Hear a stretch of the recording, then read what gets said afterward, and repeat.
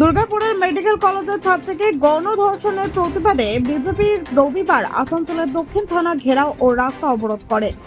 রাজ্য জুড়ে মহিলা সুরক্ষার দাবিতে বিজেপির বিক্ষোভ হয়। রাজ্য নেতা কৃষ্ণেন্দু মুখার্জি মুখ্যমন্ত্রীর পদত্যাগের দাবি করেন। বিজেপি কর্মীরা শক্তিশালী আইন শৃঙ্খলা এবং দোষীদের দ্রুত শাস্তির দাবিতে সরব হয়েছে।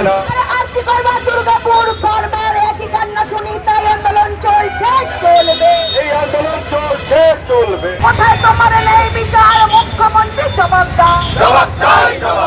চুপ থাকবো কতক্ষণ, ধর্ষিতা তো আমার মন, তাই প্রতিবাদ চলছে চলবে, তাই বিজেপি লড়ছে লড়বে। তোমার কে হয়? পুলিশ তোমার কিসের ভয়? তোমার কে হয়? পুলিশ তোমার কিসের ভয়? তোমার কে হয়? তোমার কে হয়? তোমার কে হয়? তুমি বলো, পুলিশ তুমি বলো, মমতা না জনতা, পুলিশ তুমি বলো, মমতা না জনতা।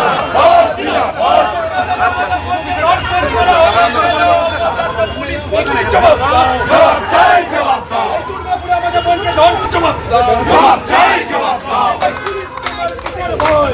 তোমার কে হয়? পুলিশ তুমি বলো,